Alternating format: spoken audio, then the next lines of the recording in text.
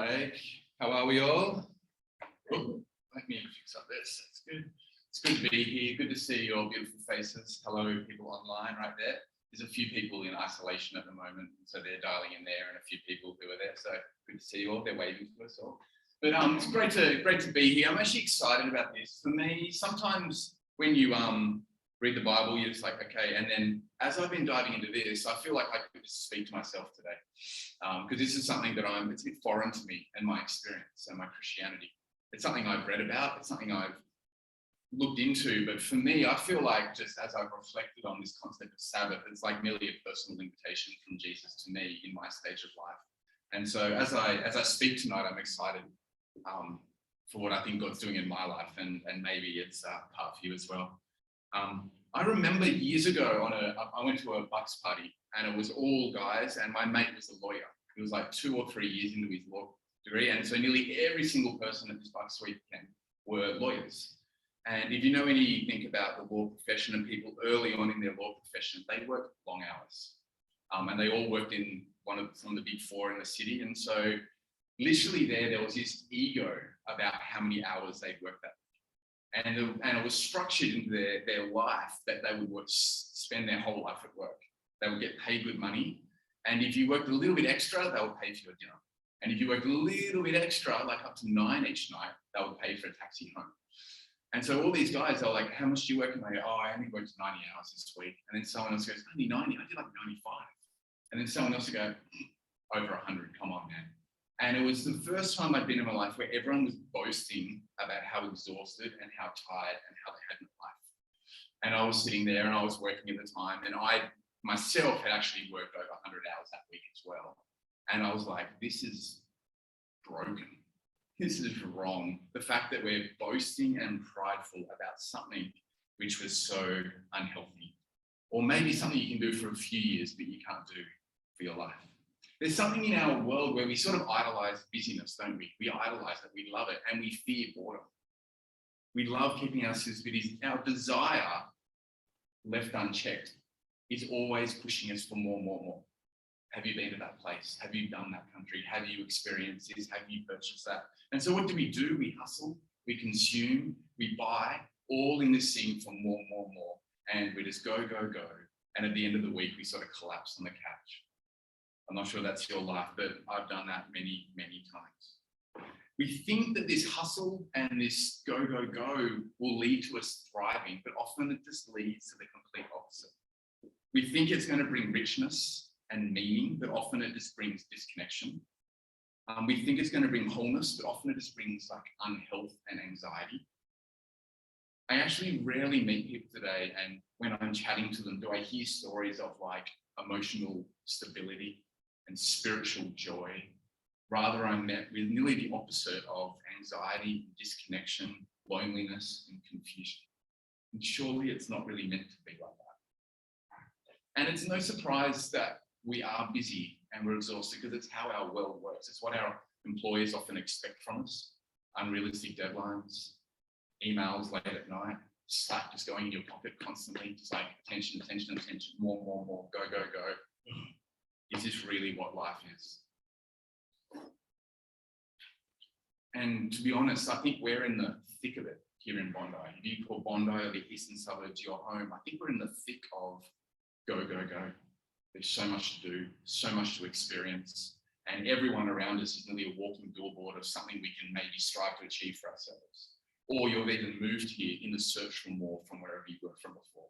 When I get there, then I'll have this. Go, go, go, more, more, more. And it's into that, what I nearly call chaos, that I think this concept of Sabbath can be beautiful. When I'm in this chaos that we live, it's amazing. I'm not sure where you go when you dream, but like I dream of like everyone else, I'd love just to get on a plane, go up to Byron, sit on the headland, listen to cool music with some great friends, watch the sunset. But yet if I actually jumped on the plane, sat down to watch the sunset, I'd probably be too restless to actually watch the sun. I'd be like, why is it taking so long? It's a weird little tension that we're all living with. And so with this, I just want us to invite to even consider this concept of weekly resting as an act of faith, as an act of wholeness, and an act of joy. This is a quote that I'm going to bring up here from Corrie ten Boom, some of you know, and it's a famous quote, because if the devil can't make you sin, he will make you busy. There's truth in that. Both sin and busyness have the exact same effect. They cut off your connection to God, they cut your connection to other people, and they even cut off the connection to your own soul and emotional health as well. It's not the way it's meant to be. We read before Genesis, and you know about Genesis, it might pop up here shortly on the screen. Days 1 to 6, we have a God who works. He creates. It's good. He creates things. He fills things. He's busy. And it's actually amazing that God works, because in most other traditions, gods don't work. Some traditions, God's made humanity to do the work because they didn't want to do the work. We have a God who worked and brings dignity to work. It's not a bad thing. And we have day 1 to 6, and his work is finished. Is that where the story stops? You'd sort of think, it's all finished. It's finished. Why do we even have day 7? I won't read it out, but you've got it up there. You see at the top there, it's all finished. Yeah, we have day 7. Why do we have it? God rested. Was God like us and just exhausted? Did he finish his week of work, get home, and just crash on the couch? Bit of Netflix, bit of phone. I don't see that in here at all. Like, why did God rest? Why do we have day 7? I would say day 1 to 6, it was complete. But the 7th day is a special day, and actually is symbolizing fullness. So the day 7 brings fullness to the work of day 1 to 6. And with that, we see that sketched out more in chapter 2, where we see relationship, we see enjoyment of the creation, we see relationship with God, we see relationship with each other. We see a picture of what is shalom, of beauty, of enjoyment, relationship, no toil, no sickness, rest. It even says, you might have picked up here, the day is blessed. Okay, God, in Genesis, God blesses a couple of things. He blesses animals, and he blesses them to go and multiply, to be life-giving. He blesses humanity to give life, to multiply and bring life. And now he blesses a day. It's not a building. It's not a temple. It's not anything. He blesses a time. And why does God bless this time? People have reflected on this for years. Why is a time blessed? And they think it's because this time is designed in the creative purpose to be a life-giving space, a life-giving time for humanity and God and relationship. And so why did God rest? Because it's our intended purpose. Why do we not rest? Because we think we can control life with our own hands. And this day doesn't finish, as you know, the day doesn't finish. It's actually the intended outcome. The 7th day doesn't go and there was evening. It finished, it's open-ending. It was intended to be, that's what we're going to live in. But as you know, the fall happens, it's all ruined. And instead of rest, we have toil. And instead of peace, we have chaos. And then we have the rest of the story from right there. And so what am I going to do? I'm just going to race through a few other little things in here. And so we race through now to Exodus, God giving the law to God's people. And you think, what's God going to say to his people here? We've had this description from Genesis. Might bring it up there. And we have here, in the giving of the commandments, remember the Sabbath. It's right here in the middle. It's actually really interesting. Commandments 1, 2, and 3, it's about us and God. Commandment 5 to 10, it's about really relationships as people. And right in the bridge between these two things about our relationship with God and our relationship with each other is what the command for the Sabbath. In some way, they connect the world because we Sabbath in relationship to God, but it dramatically affects our horizontal relationships within community. You notice there's no other rhythms mentioned in the commandments. It doesn't say you have to read your Bible. It doesn't say you are commanded to pray. It doesn't say you have to do any of the other festivals, but it does say keep the Sabbath or observe the Sabbath or remember the Sabbath. It's a little bit funny, isn't it? And why do we do it? Genesis 2. Ully's already referred to it as well. And why? So this God resting is not just a thing that we learn about in Genesis, it's actually a thing, it's a pattern that we're invited into living as well. Not just to remember how God did it, but a pattern that we can follow our Father in the same way. I don't know, as I said before, in terms of my tradition, I'm a bit foreign to Sabbathing. I haven't grown up in church. I remember culture when I was a little child. Shops weren't open on Sunday. Some of you might remember that. If you had no milk on Sunday, you had no milk. You couldn't go buy it. couldn't go shopping, you couldn't go get a coffee. We live in a very different time now, 41 years later. Culture used to do this, but we've moved on to it because we like more profits or whatever. The reason I think, and then I came to faith, and I think the tradition I came to faith is just a general church like this. And when we talked about Sabbath, what we did is like, okay, there was Sabbath, and we quickly run to the New Testament, and we quickly looked at Jesus, and we quickly go, Jesus is the Lord of the Sabbath. We now find our rest in Jesus, and we therefore go, therefore I don't need a Sabbath because I've got Jesus. I can just throw that out. That's old stuff. But we don't do that with any other commandment. We don't go, the murder thing, I can do that now. Jesus fulfilled that, we can still do that. It's the only commandment we're sort of happy to throw away with, what everything says. And also, as it says here, it's ingrained in the way God created the earth. So for me, I'm challenged to go, maybe I need to consider this, not just too easily go, Jesus has fulfilled that day. Some of you might be from traditions where it's emphasized strongly, like it's a key thing you do. If you don't do it, you're out. I don't know, Uli sounds like she's in a tradition where it's emphasized, and it's great. I loved hearing that. Maybe you know Jewish people in the area and you see them on Saturday. Sabbath, I see them on my street walking up and down. They dress up, they go to synagogue. Why do they go to synagogue?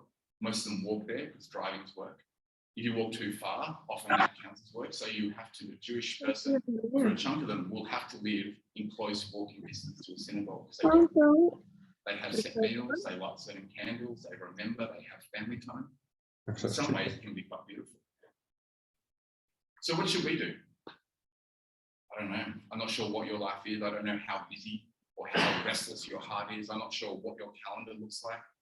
But what should we do in terms of weekly resting from our work?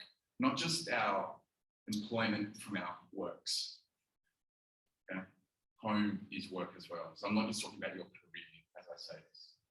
Because what I've done most of my life is I have my work and then I rest from my work to do all my other work.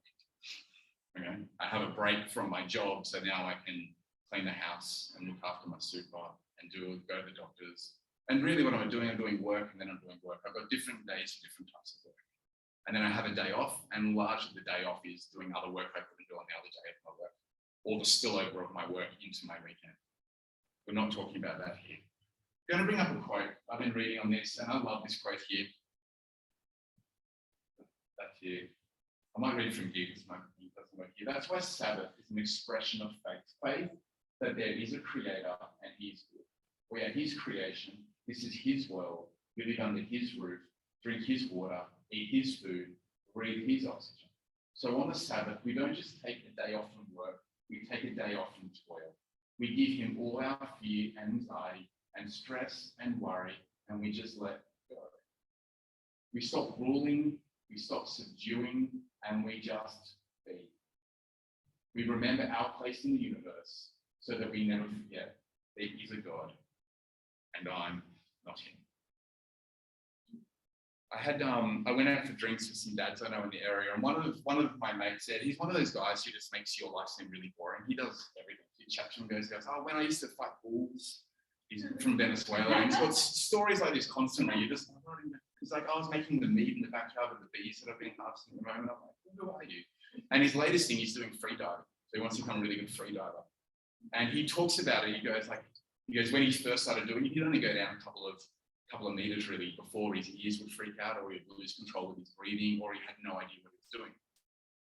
But he says, as he's been practicing and as he's been growing in it, and as he's been doing it more and more, and also learning the techniques, learning how to breathe properly, he goes, there's this special spot you get when you're going quite deep where you can stop kicking and gravity takes control, and you don't even need to breathe, because as you slowly descend, the pressure of the water squeezes out the oxygen from your organs and feeds you. And he goes, and you're at this beautiful place of rest. If you start thinking about your breathing, you freak out. If you start thinking about how deep you are, you freak out, and then you're gone. And he goes, step by step, he's practiced until now he can just go down quite deep.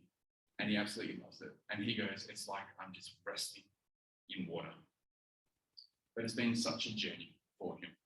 The first time he did it, quite poor. He said 2 meters and he gave up. And he wanted to give up. And I think learning to rest can be a little bit like this. if I just go, okay, everyone, have a whole day off and rest, probably around 30 minutes into it, you're like, oh. Have you ever been on holiday and you don't relax around day 7? Because you're just like detoxing the first 6. What I'm going to do, I'm inviting us to consider Sabbathing, but I don't want us to throw and go, this is how you have to do it. What I'm encouraging is, like Julio with the diving, is just to take the next step in learning what this means for you in your walk with Jesus. And I believe that we can eventually, if we take one step, we can then take another step to a place where we can rest and we can dive quite deep and find it beautiful and enjoying and life-giving and the highlight of the week rather than the crashing at the end of the week. And so a couple of things to consider for myself and maybe for you. First one I want to throw out there, if you want to consider something like this, first of all, just choose a time. Some people hold the Saturday very strongly.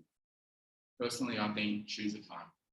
Where some people here are shift workers, some people here have got jobs that spill over. And so maybe, like for me, Monday night into Tuesday is when I'm attempting to do this. Okay? Some of you are all over the place. So choose time. And even if we're just starting, don't just dive in and go, I'm going to do 24 hours. Maybe it's going, I'm going to try and do 3 hours. Okay? To grow to 4 and so on. So choose a time. And as Uli said really well, traditionally people that keep the Sabbath, the key thing that's enabled them to keep the Sabbath is what they've called the day of preparation. You prepare to rest. A lot of people, a lot of thinkers, sociologists say that people don't rest because they're too lazy to prepare to rest. And so what they do is their rest and their work all spill in together to be like I'm sure you've had days like that where you're going, oh, today's my time to rest, and you literally do nothing that's actually life-giving. And then you're feeling guilty and you've wasted this good time. The day of preparation. For me, to rest, I have to clean the house the day before, because if my house is messy, I can't rest. My brain's a little bit OCD kicks in, and I will just clean. So for me to rest, I will have to, on my day of preparation, clean the house. Maybe you have to buy the groceries. Maybe you have to empty the inbox. Maybe you have to do the life admin of home so you can rest. We're all different. You've all got different things which are going to distract you from being present on your day. For me, I'm considering structuring in rhythms that are going to help me foster my relationship with God. Reading, maybe walking and praying, maybe just sitting and meditating. Things I love doing. I love walking the cliffs, putting my headphones in and just praying out loud, and everyone thinks I'm on a phone call. It's great. I love just sitting and just being still. You know, I like sitting on like the rocks at either headland and sitting to get past that place where I'm restless until I'm actually a little bit more chilled. Sometimes reading, sometimes praying, sometimes listening to worship music, sometimes just being still and journaling. But doing that with Jesus by my side. The other thing that we should be doing on Sabbath is fostering delight. It's meant to be beautiful. It's meant to be fun. It's meant to be laughing. It's not meant to be a spiritual discipline that we're taking away pleasure. It's actually meant to be like the last day in the garden where it was full of community. Fill your Sabbath with people that you love. Have banquets and laugh and spend more money on a good bottle of wine than you would normally on another day. It's meant to be a beautiful day, a replenishing day, a rejuvenating day, not a strict discipline that we've got to do. If anything, it should feel like a holiday. You should be excited about it. I've got one on Tuesday. I'm excited about it now. I'm like, I want to get Monday out of the way so I can have my rest. So structuring that, foster delight. And so permission to spend extra money. You know, those things that, not that we consume more, but we foster delight and we foster gratitude. But maybe the other thing, the flip side of that, I'm going to throw it out there, is maybe we need to eliminate some things on that day that encourage that go, go, go and that more. I know plenty of people that don't do technology on their Sabbath because it distracts them from being present in the moment and takes them into another realm. But I know other people that love watching movies, and it's beautiful for them. My mate, he tried to give up his phone, but it wasn't helpful because he loved music too much, and that was where his music came from. So he just doesn't wear his Apple Watch on the Sabbath because that little flash distracts him from being present in the moment and takes him away and takes him into another world about what's happening tomorrow.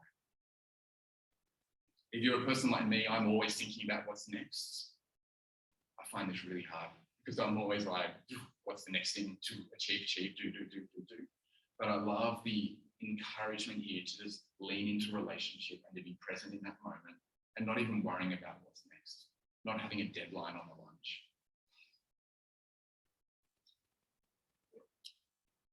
And as I've already said, it's not merely a day off. Eugene Peterson, that paraphrased the message, he calls a day off a bastard Sabbath. He goes, it's not what it's meant to be. He goes, you know when you're Sabbathing, when you just spend your time playing and praying without realizing. Just playing. And what he says playing is something that brings you to life. You're smiling, you're full of joy, and you're not obligated to do it. I love when you chat to people and they're about to go on holidays, they go, I can't wait, I'm just going to sit down and read a book. And I'm just like, why don't you just read it at home? It's like, oh, I can't wait till I can have a little nap. It's like, you can do that. Your Sabbath should have naps. It should have reading books. It should do whatever brings delight and rejuvenate yourself. But lastly, as I wrap up, the key thing I want to throw out there as I'm exploring this is we do this in faith. We do this in faith.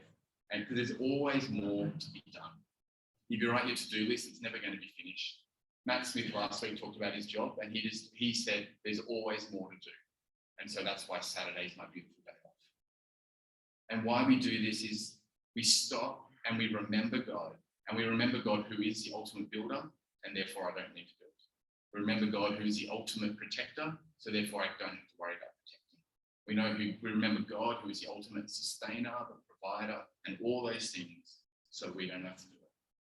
And we can just be and trust. So I wonder how you're feeling. I don't know. Are you excited about this? Are you feeling guilty? Are you confused? Are you defensive? They're all okay. What I just want to do is, this is an invitation. This is not a burden. This is not a duty. It's an invitation of a spiritual rhythm that we can possibly step into, which I think will give you life. There's a little verse on the wall over here, which we've got here. I'll read it out there. It might come up on the screen as well. It says, come to me, all you who are weary and burdened, and I will give you rest. And Jesus, he actually said that on the Sabbath. And right after that is 2 stories about the Sabbath. To be honest, when I hear that, most people just look like, does Jesus give rest? Why is my life so chaotic? I've had Jesus for years, and my life is still crazy.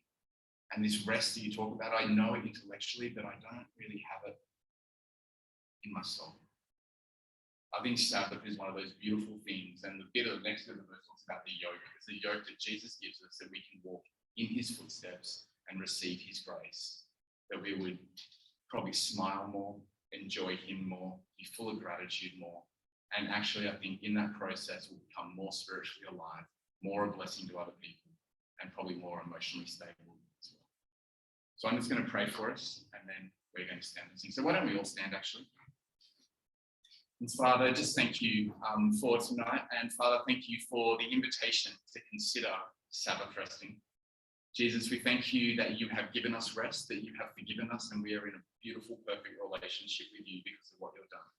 But Father, this world is hectic, this world is crazy. And as we walk through our life and our big jobs and all the demands, Father, we pray that we would not just believe in you, but we would walk in your ways. And Father, I pray that you would give us the creativity and the grace and the help to know what it means to Sabbath with you each week. Father, help us to work past the excuses or this is too hard to work out how to do it. And so we ask, as it says in James, that you give us the wisdom for how each of us in our own little lives and how they're working at the moment can step into enjoying you in a time of rest each week for your glory. In Jesus' name we pray. Amen. Let's sing.